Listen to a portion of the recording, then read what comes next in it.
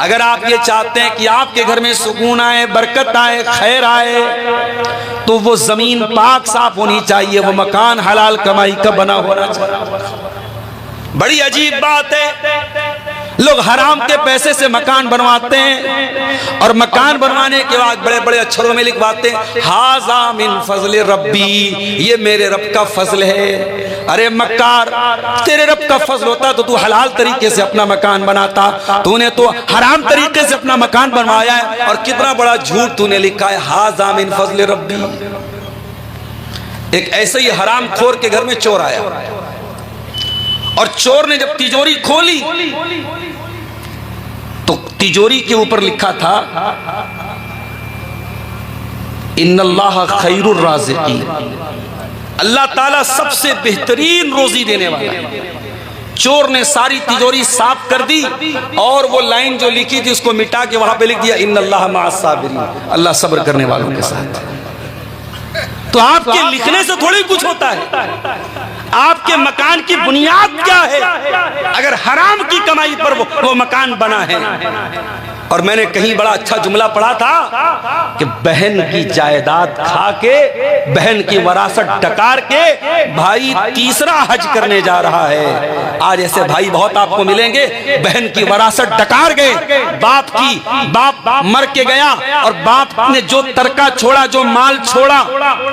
और ये जुमला सुन लो, नमाज में तो इख्तिलाफ है, रोजे के मसाइल में इख्तिलाफ है, हज के मसाइल में इख्तिलाफ है, मगर वरासत के मसाइल में बहुत मामूली इख्तिलाफ है, ना के बराबर इख्तिलाफ है। आप अहले हदीस आलिम से फतवा पूछे वही सेम जवाब मिलेगा, हनफी आलिम से फतवा पूछे सेम जवाब मिलेगा, आप देवबंदी आलिम से फतवा पूछे सेम जवाब मिलेगा। वरासत में कोई इख्तिलाफ नहीं है। क्यों? क्योंकि वरासत अल्लाह ने कुरान में बयान कर दी है और कुरान में बयान करने के बाद अल्लाह ने क्लियर कह दिया है कि ये अल्लाह की हदें हैं, दिल हुदूदुल्लाह, ये अल्लाह की बनाई हुई हद है, ये अल्लाह का बनाया हुआ कानून है। जो इसका उल्लंघन करेगा, जो इसको तोड़ेगा, जो अल्लाह की हदों को फरामोश करेगा, उसका ठिकाना जहन्नम होगा। तीसरा हज कर रहा है भाई अपने बहन की जायदाद को डकार करके। इसलिए मेरे प्यारे भाई, अगर घर को दीनदारी वाला घर बनाना है तो घर की बुनियाद सही होनी चाहिए।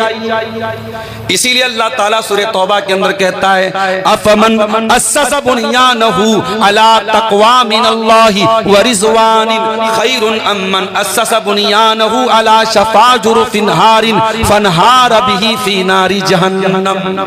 ऐ ईमान वालो, दो तरीके के घर हैं। एक घर अल्लाह ताला के तक़वा की बुनियाद पर बनाया गया है और एक घर हराम चीज की बुनियाद पे बनाया गया है। एक घर ऐसा है जो जहन्नम के गड्ढे के किनारे खड़ा है और गिर करके जहन्नम में जाने वाला है। तो बताओ ऐ ईमान वालों कि दोनों घर में कौन सा घर ज्यादा बेहतर है, कौन सा घर ज्यादा अच्छा है? अल्लाह को आपका अमल छोटा हो मगर खालिस, अल्लाह को खालिस अमल पसंद है। आज मुझे मालूम हुआ कि लोग मस्जिदों में हराम की कमाई का पैसा दे देते हैं। अरे इतना शऊर तो 1400 साल पहले मक्का के काफिरों को भी था। वो खाने काबा की तामीर करते थे, हराम कारोबार करते थे, वो रंडी की उजरत भी लेते थे, शराब का धंधा भी करते थे, सूद भी लेते थे, मगर जब खाने काबा की तामीर वो करने लगे तो उन्होंने हराम का एक पैसा उन्होंने खाने काबा में नहीं लगाया। इतना शऊर और एहसास उनको था मेरे प्यारे साथी। तो हराम की कमाई की बुनियाद पे घर नहीं होना चाहिए। हजारों साल पहले अल्लाह का एक बंदा मक्का की सरजमीन पर अपने बेटे को लेकर के खाने काबा बना रहा था। उस खाने काबा के ऊपर कोई रेशमी कपड़े का गिलाफ भी नहीं चढ़ा था, वो सीमेंट का दौर भी नहीं था, वो छड़ का दौर भी नहीं था। इब्राहीम अलैहिस्सलाम ने अपने बेटे इस्माइल के साथ पत्थरों को उठा उठा के खाने काबा बनाया था। सोचो मेरे भाइयों, बिल्डिंग मटेरियल के हिसाब से बात की जाए, खूबसूरती के हिसाब से बात की जाए तो आज के खाने काबा की तरह वो खाने काबा नहीं था। मगर गौर करो, अल्लाह ताला को अपने खलील की अदा कितनी पसंद आ गई। बाप मिस्त्री की तरह काम कर रहा है, बेटा लेबर की तरह काम कर रहा है। बाप खाने काबा की दीवार खड़ा कर रहा है और बेटा पत्थर ला के अपने बाप को दे रहा है। बाप भी नबी है, बेटा भी नबी है। ये दोनों नबी, ये दोनों बाप बेटे जब खाने काबा को बना रहे थे, अल्लाह ने उसका मंजर कुरान में खींच दिया। फरमाया व इज़ यरफ़उ इब्राहीमुल क़वाइद मिनल बैति व इस्माईल। वो लोगों याद करो जब मेरा बंदा इब्राहिम खाने काबा को बना रहा था और उनका बेटा इस्माइल भी अपने बाप का साथ दे रहा था, और दोनों बाप बेटे की जुबान पर कोई अपनी बड़ाई नहीं थी, कोई अपना कोई तकब्बुर नहीं था, कोई गुरूर नहीं था। दोनों बाप बेटे कह रहे थे रब्बना तकब्बल मिन्ना इन्नका अंतस समीउल अलीम। परवरदिगार हम ये बना तो रहे हैं खाने काबा, हम बना तो रहे तेरी इबादत का घर, हमें नहीं पता हमारी ये नेकी कबूल होगी कि नहीं कबूल होगी। ऐ अल्लाह तू अपने करम से हमारी इस नेकी को कबूल कर ले। अल्लाह को इखलास पसंद है, छोटा सा अमल है, अगर इखलास की बुनियाद पर है अल्लाह कबूल कर लेगा। और बहुत बड़ा अमल है अगर दिखावे के लिए है, नुमाइश के लिए है, हराम चीज पर उसकी बुनियाद है, अल्लाह कबूल नहीं करेगा मेरे साथ। और आगे बढ़िए, घर को अगर दीनदार घर बनाना है, एक काम आपको और करना पड़ेगा। अपने घर को अगर दीनदारी वाला घर बनाना है तो अच्छी और नेक दीनदार बीवी को घर में लाना पड़ेगा, क्योंकि आप तो जॉब पे चले जाएंगे, आप तो बिजनेस के लिए निकल जाएंगे, ठेकेदार अपने कॉन्ट्रैक्ट के लिए निकल जाएगा, जॉब करने वाला अपने ऑफिस में चला जाएगा, मजदूरी करने वाला मजदूरी करने चला जाएगा, दुकानदार दुकान पे चला जाएगा। घर में कौन रहेगा? आपकी बीवी रहेगी, आपके बच्चे रहेंगे, आपकी बीवी ही घर को संभालेगी। इसीलिए बीवी को घरवाली भी कहा जाता है, बीवी को घरवाली कहा जाता है, और बिल्कुल सही कहा जाता है, बीवी ही घरवाली। तो बीवी नेक होनी चाहिए। अब नेक बीवी कैसे मिलेगी? तलाश कीजिए। तुनकहुल मरातु लिअरबईन, अल्लाह के प्यारे नबी फरमाते हैं जब औरत का निकाह होता है, चार चीजें औरत के अंदर देखी जाती हैं, ले मालिहा वले हसबिहा वले जमालिहा वले दीनिहा।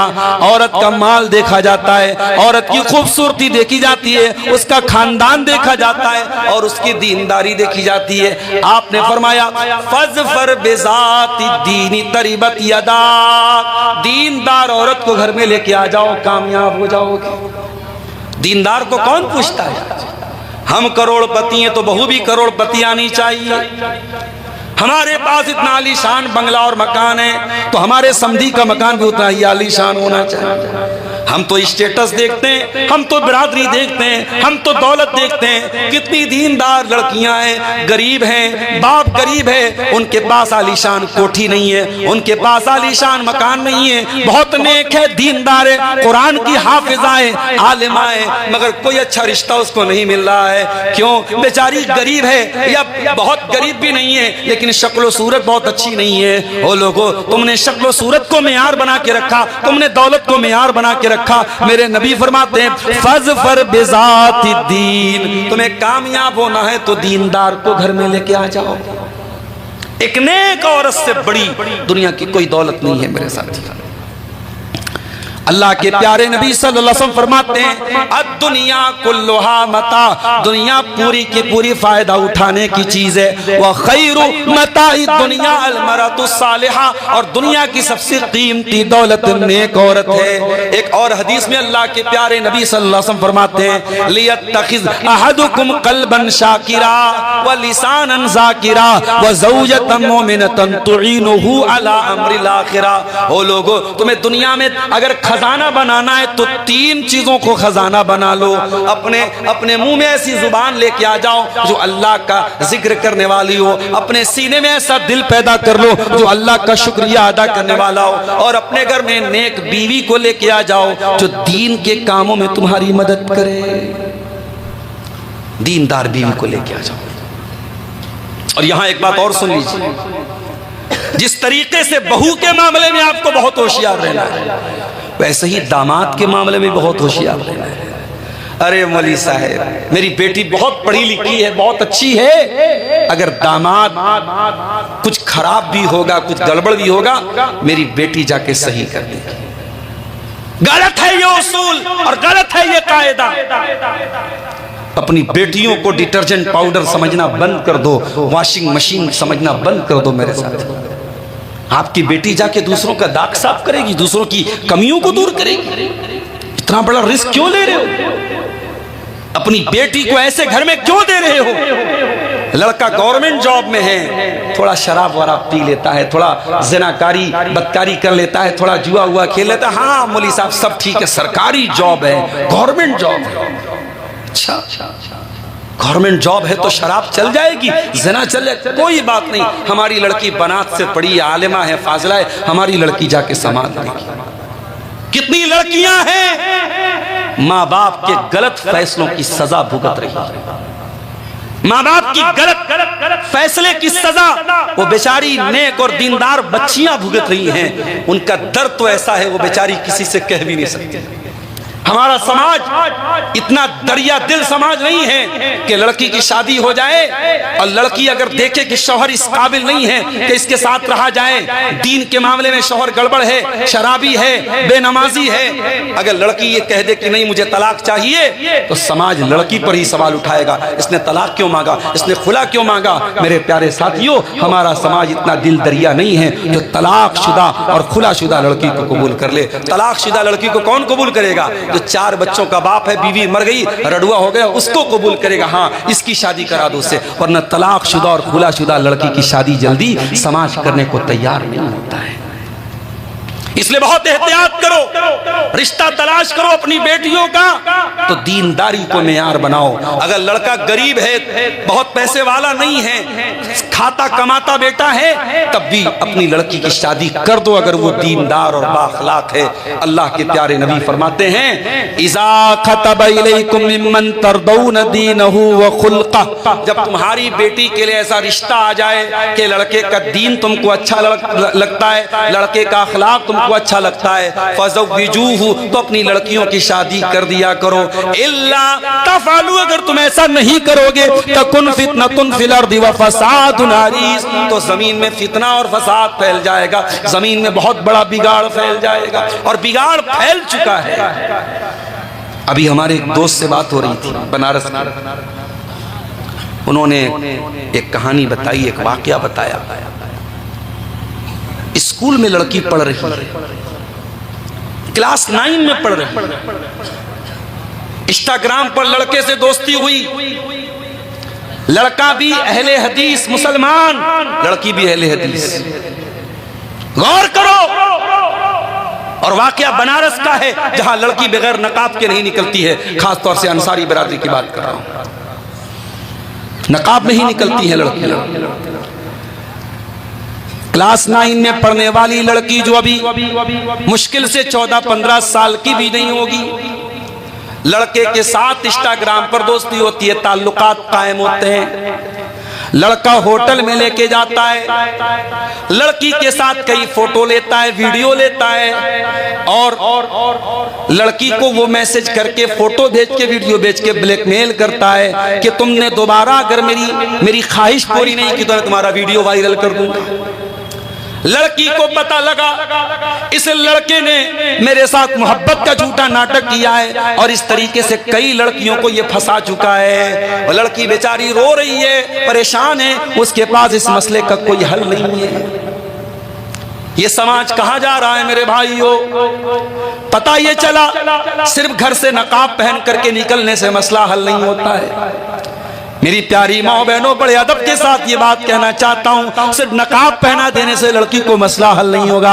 आपको चौकसी करनी पड़ेगी, आपको होशियार बनना पड़ेगा, आपको अपनी लड़कियों पर नजर रखनी पड़ेगी। लड़की स्कूल जा रही है, 2 बजे छुट्टी होती है, लड़की 2 बजे के बजाय 5 बजे घर क्यों आ रही है? लड़की ने कहा सहेली के यहाँ गए थे, क्यों तुम अपनी सहेली के यहाँ गई थी, तुम 3 घंटे बाद क्यों आई हो? ये नजर रखना, और तरबियत के साथ साथ ये नजर आप नहीं रखेंगे, जमाना इतना आगे निकल चुका है और बुराई के इतने नए नए रूप आ चुके हैं कि आप सोच नहीं सकते कि बुराई किस लेवल तक पहुंच सकती है और किस हद तक बुराई हो सकती है मेरे साथियों।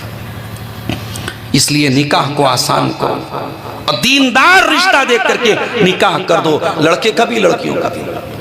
इमाम हसन बसरी के पास एक आदमी आया, उसने कहा मेरी लड़की बड़ी खूबसूरत है, पढ़ी लिखी है, बड़े बड़े रिश्ते आ रहे हैं, लेमन उज़ुक़ जोहा, मैं अपनी लड़की की शादी किससे करूं? इमाम हसन बसरी अपने दौर के बहुत बड़े आलिम हैं। वो क्या जवाब देते हैं? कहते हैं ज़व्विज हत्तकी अन्नकी, अपनी बेटी की शादी ऐसे इंसान से करो जो मुत्तकी हो, जो साफ सुथरे कैरेक्टर का मालिक हो। कहा कि अगर वो लड़की से, तुम्हारी लड़की से मोहब्बत करेगा तो इज्जत देगा, और अगर मोहब्बत नहीं भी करेगा तो जलील कभी नहीं करेगा। कभी तुम्हारी बेटी को ब्लैकमेल नहीं करेगा, कभी तुम्हारी बेटी को 4 लोगों के सामने जलील नहीं करेगा। अगर मोहब्बत करेगा तो इज्जत देगा, अगर मोहब्बत नहीं भी करेगा तो जलील नहीं करेगा। तो घर को अगर दीनदार घर बनाना है, घर वाली का नेक होना बहुत जरूरी है। और आगे बढ़िए, घर की इस्लाह करना है तो घर के अंदर नमाज का माहौल पैदा करो मेरे भाई। वअमुर अहलका बिस्सलाति वस्तबिर अलैहा, कुरान कहता है खुद भी नमाज की पाबंदी करो और अपने घर वालों को नमाज का हुक्म दो। अल्लाह के प्यारे नबी फरमाते हैं मुरू औलादकुम बिस्सलाति वहुम अबनाउ सबी सिनीन, जब तुम्हारे बच्चे 7 साल के हो जाएं उनको नमाज का हुक्म दो, और जब वो 10 साल के हो जाएं और नमाज न पढ़े तो उनकी पिटाई करो। आप खुद नमाज नहीं पढ़ते, किस मुंह से बच्चे को नमाज के लिए बोलेंगे? मां खुद नमाज नहीं पढ़ती। मैंने देखा है घरों में मां जब फजर की नमाज में उठती है और बच्ची को उठाती है, मेरी एक बच्ची 11 साल की, एक बच्ची 7 साल की है। माँ ने जब उनको फजर में उठाना शुरू किया, ऑटोमेटिक रात में मोबाइल पे वो बच्ची मेरी कहती है कि मैं मोबाइल पर अलार्म लगाऊंगी, और फजर के टाइम हम मियाँ बीवी की नींद खुली, हमने सोचा कि बच्ची है, उसके बेचारी को स्कूल भी जाना है, रात में देर में सोई है, तो बच्ची खुद से उठती है और कहती है कि नहीं मैं भी फजर की नमाज पढ़ूं। आपको माहौल बनाना पड़ेगा घर में नमाज का। अगर आपने घर में ये माहौल नहीं बनाया, कल वो बेटा जवान हो जाएगा और आप उसको मौलाना अब्दुल गफ्फार साहब की और आदिल रियाजी साहब की और मौलाना जर्जी साहब की और दुनिया भर के उलमा की तकरीरें सुना डालिए, उस लड़के का नमाजी बनना बहुत मुश्किल है। हाँ, अगर आपने बचपन में 7 साल की उम्र से नमाज की आदत डाली होती तो ये नौबत ना आती मेरे प्यारे साथी। इसीलिए कुरान में अल्लाह ताला अपने नबियों का जिक्र करता है तो क्या फरमाता है? इब्राहीम अलैहिस्सलाम अपनी औलाद के लिए दुआ करते हैं, रब्बि जअलनी मुक़ीमस्सलाह, ऐ अल्लाह तू मुझे नमाज कायम करने वाला बना दे, व मिन ज़ुर्रियती, और ऐ अल्लाह तू मेरी औलाद को भी नमाज कायम करने वाला बना दे। अपने लिए भी नमाज की दुआ की और अपने बच्चों के लिए भी नमाज की दुआ की। नमाज की पाबंदी करो मेरे भाई, इतना जरूरी बना दो नमाज को कि आपके बच्चे, आपकी फैमिली, नमाज का टाइम हो जाए तो उनकी नजर घड़ी पर चली जाए, अरे अभी मैंने असर नहीं पढ़ी, अभी मैंने ज़ुहर नहीं पढ़ी, अभी मैंने मगरिब नहीं पढ़ी, उनको नमाज की चिंता हो जाए, नमाज की फिक्र हो जाए। और इसीलिए अल्लाह के प्यारे नबी जनाब मोहम्मद रसूलुल्लाह सल्लल्लाहु अलैहि वसल्लम नमाज से इतनी मोहब्बत करते थे कि जब आप संकट में होते थे, परेशानी में होते थे, अभी हालात आप देखें, मुल्क के माहौल के बारे में आप बहुत अच्छी नज़र रखते हैं, सोशल मीडिया पर आपकी बड़ी अच्छी नज़र है, बहुत सारी बातें मुझे बताने की ज़रूरत नहीं है। बेचैन अगर आप हैं, आपके दिल और दिमाग में अगर किसी चीज़ की टेंशन है, चिंता है, तो चिंता का हल क्या है? वस्तईनु बिस्सब्रि वस्सलाह, सब्र से काम लो, नमाज से काम लो। सब्र की पाबंदी करो, नमाज की पाबंदी करो। हजरत आयशा फरमाती हैं अल्लाह के प्यारे नबी के ऊपर जब भी कोई परेशानी आती थी, इज़ा हज़बहु अम्रुन सल्ला, अल्लाह के प्यारे नबी नमाज के लिए खड़े हो जाते थे। नमाज की पाबंदी करो मेरे प्यारे साथी। और आगे बढ़िए, घर को दीनदारी वाला घर बनाना है, एक काम और करना पड़ेगा, घर में अल्लाह का जिक्र होना चाहिए। सुबह शाम के अस्कार पढ़ो, बच्चों को दुआएं सिखाओ। बच्चे बाथरूम में जाने लगे, सिखाओ बेटा बाथरूम में जाने के पहले दुआ पढ़ के जाओ, अल्लाहुम्मा इन्नी अऊज़ु बिका मिनल खुबुथि वल खबाइस। बच्चे बाथरूम के बाहर निकलें, उनको जैसे हाथ धोना सिखाते हो वैसे सिखाओ, बेटा बाथरूम के बाहर बायां दायां पैर बाहर निकालो और निकाल करके कहो गुफरानका। ये दुआएं सिखाओ बच्चों। रात में बच्चा सोने लगे तो बच्चों को दुआएं सिखाओ, अल्लाहुम्मा बिस्मिका अमूतु व अहया। सुबह बच्चा सो करके उठे दुआ सिखाओ, अल्हम्दुलिल्लाहिल्लज़ी अहयाना बादा मा अमातना व इलैहिन नुशूर। ओ मेरी प्यारी माँ बहनों, तुमने अपने बच्चों को, ट्रेन छूट जाएगी भाई, दिक्कत हो जाएगी। आपने अपने बच्चों को इंग्लिश मीडियम स्कूल में एडमिशन कराया, बच्चा स्कूल से आया, मम्मी ने पूछा बेटा तुमने स्कूल में क्या क्या पढ़ा, बच्चा कॉपी लेके बैठ गया, बुक लेके बैठ गया।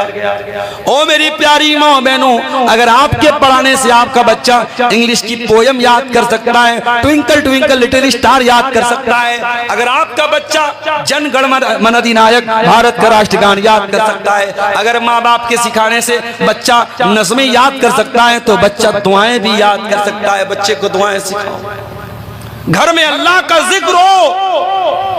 मगर हो क्या रहा है, आपने तो बच्चे के हाथ में मोबाइल थमा दिया, बच्चा यूट्यूब पर कार्टून देख रहा है, बच्चा यूट्यूब पर वीडियो देख रहा है। और माफ करना, आप अपने बच्चों को यूट्यूब का जो वीडियो दिखा रहे हैं, ये यूट्यूब का वीडियो भी बहुत स्लो पॉइजन है, जो आपके बच्चे को धीरे धीरे बेहया बना रहा है। मैंने एक मर्तबा गौर किया कि बच्चों के जो वीडियोस होते हैं, हमें लगता है बच्चा तो बच्चों के वाले वीडियो देख रहा है, बच्चों वाले वीडियोस में भी कभी गौर कीजिएगा, उसमें लड़कियां कैसे कैसे कपड़े पहन रही हैं।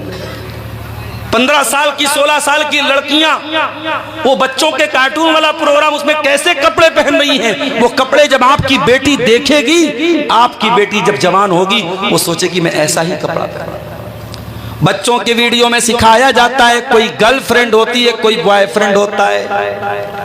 इस्लामी सोसाइटी में कोई गर्लफ्रेंड और बॉयफ्रेंड का रिश्ता नहीं है। इस्लामी सोसाइटी में या तो मियाँ बीवी का रिश्ता है, या तो माँ बाप का रिश्ता है, या तो भाई बहन का रिश्ता है। इस्लामी सोसाइटी में और समाज में गर्लफ्रेंड और बॉयफ्रेंड की कोई जगह नहीं है मेरे साथ। इस्लाम किसी लड़की को इस बात की इजाजत नहीं देता है वो किसी लड़के से प्यार और मोहब्बत करे, और प्यार और मोहब्बत करने के बाद लड़की लड़के के साथ अपने माँ बाप से बगावत करके भाग जाए। नहीं नहीं, ऐ मेरी प्यारी बहनों, बड़े साफ अल्फाज में कह देता हूं, गौर से सुनना। इस्लाम ने आपको महारानी बनाया है। इंग्लैंड की महारानी एलिजाबेथ से मिलना हो तो आसान नहीं है, बहुत सारे प्रोटोकॉल हैं। हमारे भारत में इंदिरा गांधी किसी जमाने में प्राइम मिनिस्टर थी, उनसे मिलना होता था तो प्राइम मिनिस्टर के पीए से मिलना पड़ता था। बिहार की वजीर आला किसी जमाने में राबड़ी देवी थी, उनसे मिलना होता था, उनके पीए से मिलना पड़ता था। मेरी प्यारी बहनों, नौकरानी से मिलने के लिए कोई अपॉइंटमेंट लेना नहीं पड़ता है, लेकिन महारानी से मिलने के लिए अपॉइंटमेंट लेना पड़ता है। ओ मेरी बहनों, आपको इस्लाम ने नौकरानी नहीं बनाया, इस्लाम ने आपको महारानी बनाया है। और महारानी को अगर महारानी से मिलना है तो डायरेक्ट नहीं मिला जा सकता। आपको इस्लाम ने महारानी बनाया है, आपसे मिलना है और आपसे शादी करना है, निकाह करना है, तो आपके वली से इजाजत लेनी पड़ेगी। बाप जिंदा है तो बाप से इजाजत लेनी पड़ेगी, बाप नहीं है भाई जिंदा है, भाई से इजाजत लेनी पड़ेगी, दादा जिंदा है दादा से, जो भी आपका वली है, गार्जियन है, गार्जियन से इजाजत लेनी पड़ेगी।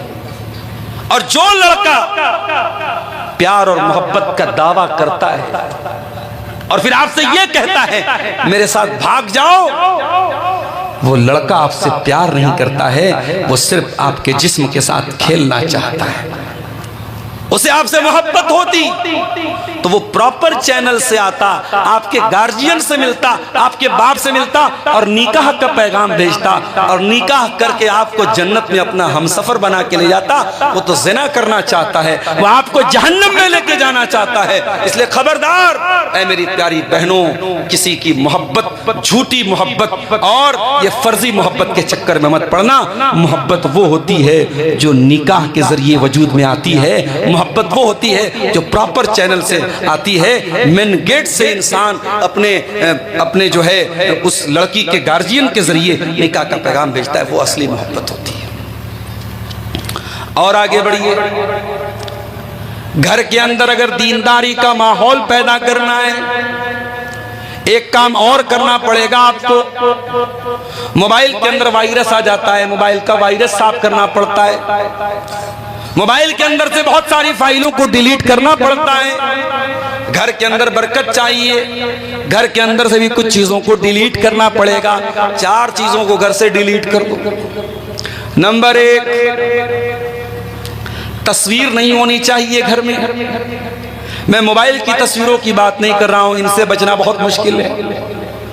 सबके पास मोबाइल है और सारे के सारे लोग मोबाइल के फोटो खींच रहे हैं। ये एक तहकीकी मसला है कि क्या मोबाइल के फोटो भी उस हराम तस्वीर के जुमरे में आएंगे जिससे हदीसों में मना किया गया है, वो एक अलग मसला है और बड़े बड़े सीनियर उलमा उसके बारे में फैसला करेंगे। मैं उस पर कोई बात नहीं कहना चाहता, लेकिन मुसलमान के घर में शादी का फोटो एल्बम बना के और फ्रेम में लगा के कमरे में सजाया गया है। ये हमारी शादी की सालगिरह का फोटो है, ये हमारे वलीमा का फोटो है, ये मेरी दुल्हन, मेरी शादी की पहली रात का फोटो है। और इस तरीके से कमरे में मियाँ बीवी के फोटोज को लगाया जाए या अलमारी में सजाया जाए, ये गलत है। और अल्लाह के नबी फरमाते हैं, ला तदखुलुल मलाइकतु बैतन फीही कल्बुन वला सूरा, जिस घर में कुत्ता हो और जिस घर में तस्वीर हो उस घर में रहमत के फरिश्ते नहीं आते। और अगर आपने अपनी वाइफ को, अपनी जवान बेटी को मोबाइल दिया है तो एक बात की बहुत सख्त ताकीद कर दीजिए कि आप की घर की औरतें अपना फोटो किसी दूसरी औरत को भी ना शेयर करें। कभी क्या होता है, लड़की अपना फोटो अपनी सहेली को भेजती है और सहेली अपने भाई को दिखाती है। वो तेरी सहेली का भाई है, तेरा भाई नहीं है, तेरे लिए गैर महरम है। कुछ लड़कियां क्या होती हैं, अपना फोटो अपने कजिन्स को भेजती हैं। घर का एक ग्रुप बना रहता है, फैमिली का एक ग्रुप बना रहता है, इसमें खाला के लड़के होते हैं, मामू के लड़के होते हैं, चाचा के लड़के होते हैं, ताया के लड़के होते हैं, उनको फोटोज भेजे जाते हैं। माफ करना, चाचा के लड़के, मामा के लड़के, ताया के लड़के, ये सब गैर महरम हैं और गैर महरम के साथ औरत अपना फोटो शेयर नहीं कर सकती। कुछ औरतें क्या करती हैं, फोटो डालती हैं सोशल मीडिया पर।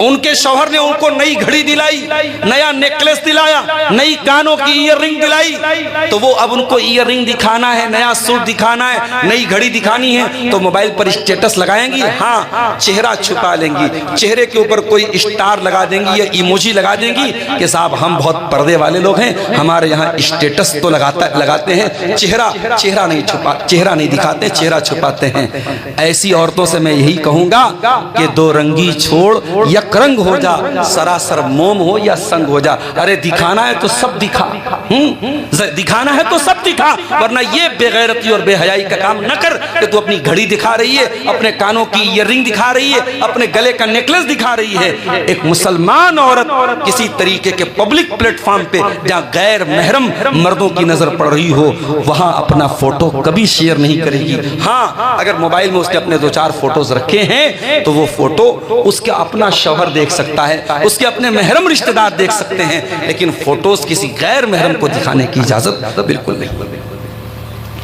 और आगे बढ़िए, घर के अंदर से नाच गाने की चीजों को निकाल दो, घर के अंदर म्यूजिक इंस्ट्रूमेंट्स हैं उनको निकाल दो, इसलिए कि अल्लाह कुरान में कहता है, व मिनन नासि मन यश्तरी लहवल हदीथ लियुदिल्ला अन सबीलिल्लाह। कुछ लोग ऐसे भी होते हैं जो हराम चीजों को अपने घर में लेके आते हैं, हराम चीजों को, लग़्व चीजों को, लहवल हदीस को अपने घर में लाते हैं अल्लाह की राह से रोकने के लिए। लहवल हदीस से मुराद क्या है? सहाबा कहते हैं लहवल हदीस से मुराद गाना बजाना है।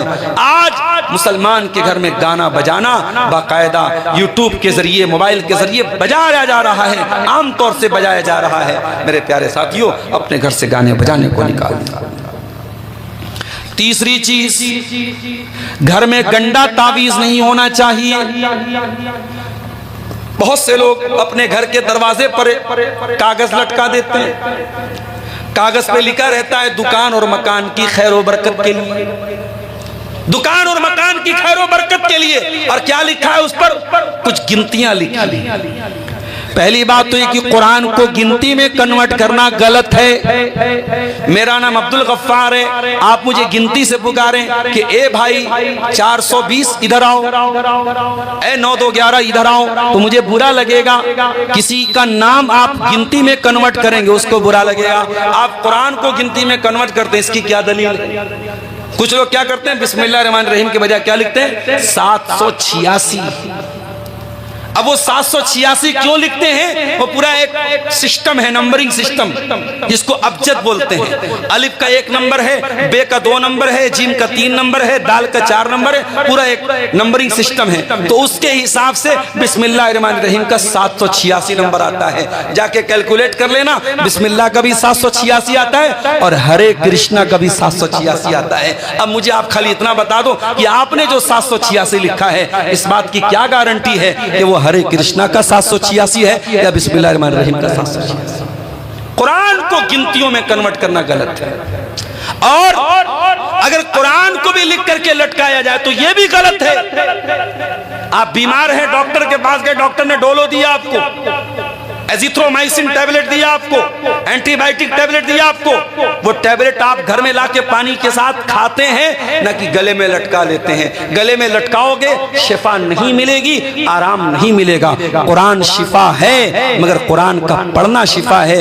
कुरान को गले में लटकाना या मकान में लटकाना ये शिफा नहीं है। घर से इस तरीके के तावीज और गंडों को घर से निकाल दो। और चौथी चीज जो हमें और आपको अपने घर से निकालना है मेरे प्यारे साथियों, वो क्या है? अपने घरों से महरम गैर महरम की तमीज अगर नहीं है, और गैर महरम के साथ अगर आपके घर की लड़कियां घुल मिल रही हैं, इस बेहयाई और बेगैरती को निकाल दो। जिस तरीके से अपनी जवान बेटियों को, मोहल्ले के, गांव के गैर महरम लड़कों से अपनी बेटियों को, उनको पर्दे में रखते हो, दूर रखते हो, वैसे ही चाचा के लड़कों से, मामा के लड़कों से, खाला के लड़कों से भी अपनी जवान बेटियों को पर्दा कराओ। जब आपकी बेटी अपनी बहन के घर जाए तो बेटी को समझा दो कि तेरे जीजा जी वो तेरे जीजा जी हैं, लेकिन तेरे गैर महरम हैं। साली को इस बात की इजाजत नहीं है कि वो जीजा के साथ और अपने बहनोई के साथ बाइक पर चिपक करके बैठ के जाए, वो बहरहाल उसके लिए गैर महरम है। देवर के साथ भाभी जो है वो हंसी मजाक करे और बेतकल्लुफी करे और उससे बेहुदा बातें करे और अकेले और तन्हाई में उसके साथ मिले जुले, इस बात की इजाजत नहीं है। अल्लाह के रसूल ने फरमाया अल-हम अल मौत, देवर अपनी भाभी के लिए मौत है। इस तरीके की जितनी चीजें हैं जो पर्दे के सिलसिले में होने वाली लापरवाही है, अपने घर से निकाल दो। और आखिरी चीज, चूंकि हमारे बाद शेख आदिल रियाजी साहब का भी खिताब होना बाकी है और मुझे निकलना भी है, ताखिर हो रही है, एक आखिरी बात बयान करके बात खत्म करता हूं।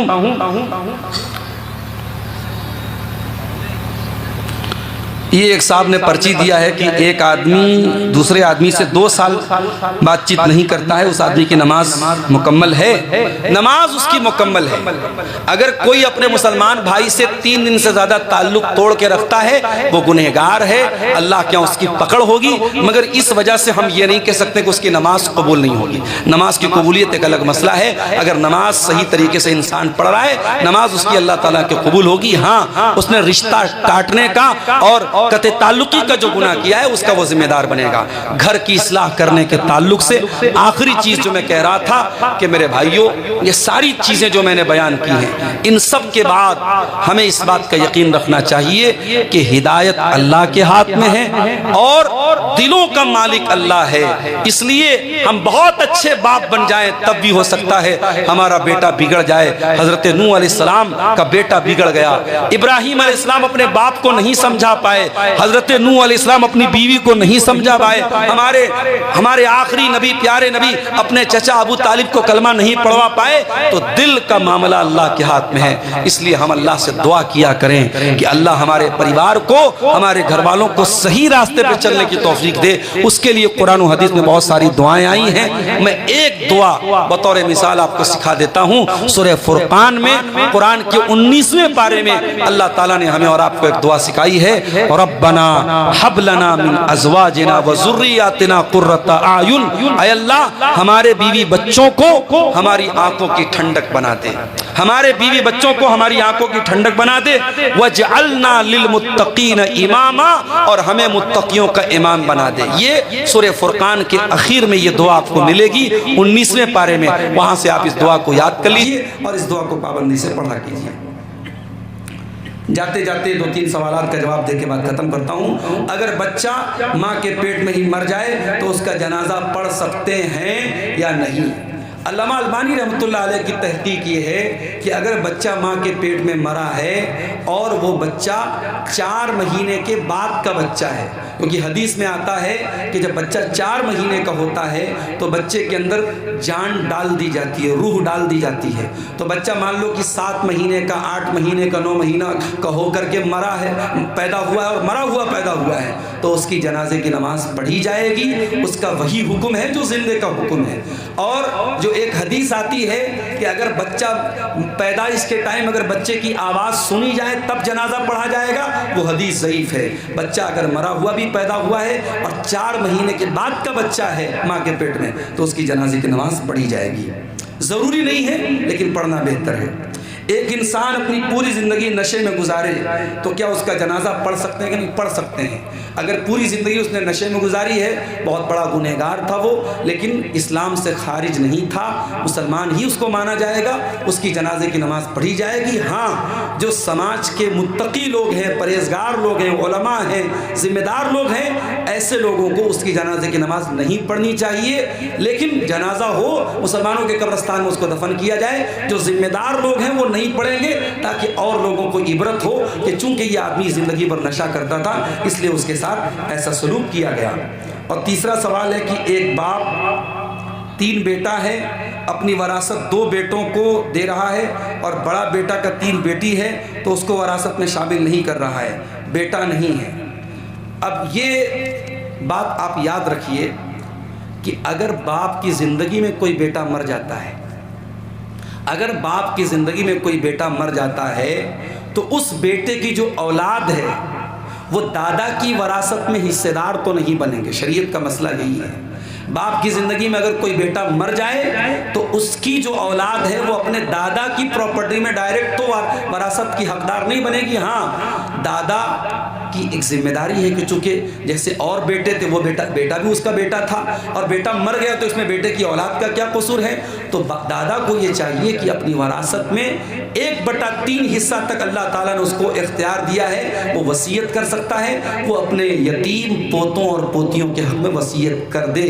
ये अगरचे कंपलसरी नहीं है, ज़रूरी नहीं है, मगर इंसानियत का तकाजा है और यतीम पोते पोतियों के साथ दादा का जो रिश्ता है उसका तकाजा है कि दादा ये वसीयत करके जाए। हाँ, अगर बाप मरा है और या बाप अपनी ज़िंदगी में बंटवारा कर रहा है और 3 बेटे हैं और 2 बेटों की कई औलाद है और एक बेटे की सिर्फ बेटियां हैं, कोई बेटा, जैसा कि सवाल से समझ में आ रहा है, अगर ज़िंदगी में बंटवारा करेगा तो इससे कोई मतलब नहीं कि किसका कितना बेटा है। वो जो भी बंटवारा करेगा बराबर करेगा, उसकी सारी औलाद बराबर हैं। किसी एक बेटे को ज़्यादा बेटे हैं तो उसको ज़्यादा दे और किसी को कम बेटे हैं उनको कम दे, इसकी शरीयत में गुंजाइश नहीं है। अलबत्ता अगर वो कारोबार सारे भाइयों का मुश्तरका कारोबार हो, सबने मिलकर के काम किया हो, तो उसको आपस में मिलजुल करके तय कर लेना चाहिए, क्योंकि शरीयत में जो बंटवारे की बात है वो बाप के अपने माल की है। अगर भाइयों का अपना फैलाया हुआ बिजनेस है, भाइयों का अपना कारोबार है, तो फिर भाइयों को आपस में इख्तियार है, वो जैसे चाहे आपस में बांट ले। लेकिन बाप की जो वरासत है या बाप का जो माल है